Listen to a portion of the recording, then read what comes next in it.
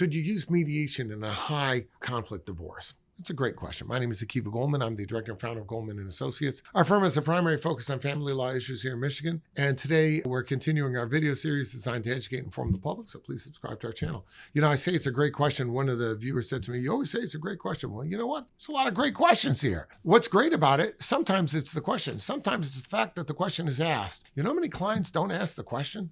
They just presume, or they're afraid to ask their lawyer anything, or they don't want to have the information for whatever reason. It's great to ask the question, and sometimes the questions are great. Should you use a mediator in a high conflict divorce? This is a great question because some people view a mediator as bring yet another party. We already got one lawyer on each side and we got a judge. We'll bring somebody else in to resolve the case. Some people don't like that idea. However, you have to understand one thing. A lot of times in high conflict divorce, there's distrust all the way around. The plaintiff, or let's use husband and wife, the husband has a lawyer. He feels that he doesn't trust the wife, and therefore he doesn't trust the wife's lawyers. Anything they suggest, he doesn't go with. Same thing, vice versa. Neither one of them trusts the judge. Maybe the wife thinks that the husband's attorney knows the judge too well. He's not trustworthy, or vice versa. So sometimes the existing parties, a lot of distrust, and in a high conflict divorce, you'll never get anything accomplished if nobody trusts anybody. So sometimes a mediator can be very helpful in calming the chaos that goes along with a high conflict divorce. A neutral guide sometimes can help keep things civil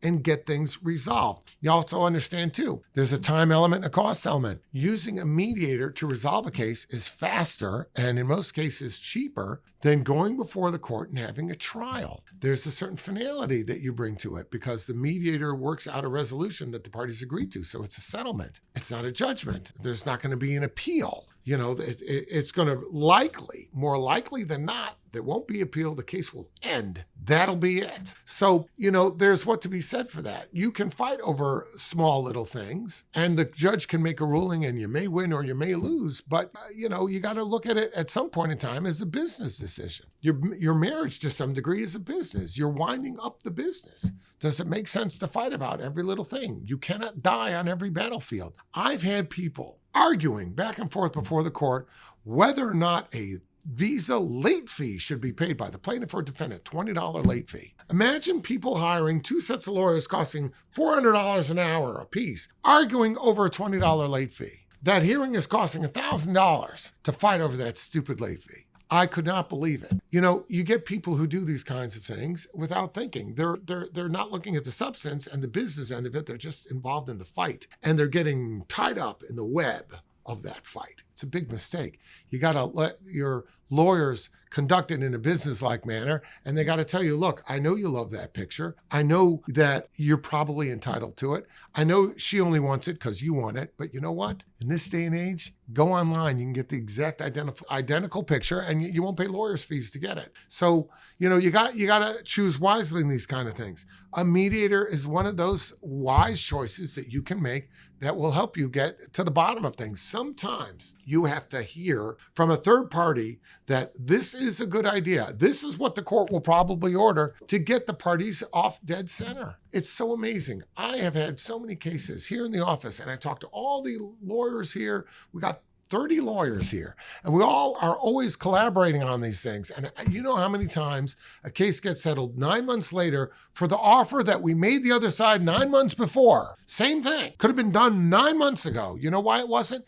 Because it takes people time to get to that place where they're ready to sit across the table and negotiate with you. Sometimes the case settles for exactly what we knew about. We've done this so many times before, we pretty much know how it's going to end. But sometimes the people just psychologically, emotionally, they're not there yet. They're not at a place where they're ready to sit down and talk to you. A mediator helps them come to that place. And that's why in high conflict divorce cases, oftentimes a mediator is a very, very good way to go. It's a time saver. It's a money saver. All the way around, it's a good thing. We're very familiar with this process. I myself have been selected as a mediator many, many times. Other attorneys in the office has participated in this process so many times. Our office is even set up for it. If you've ever come in, you'll see that there's 2 conference rooms on other sides of the reception area because we put one party in one place, one party in another. That's how we do it. So we're set up to do this. It's a great thing, and it's a real time saver, and it's probably good in most cases. If you have questions whether it's going to work for your case, reach out. We'll be glad to help you out. 248-588-3333.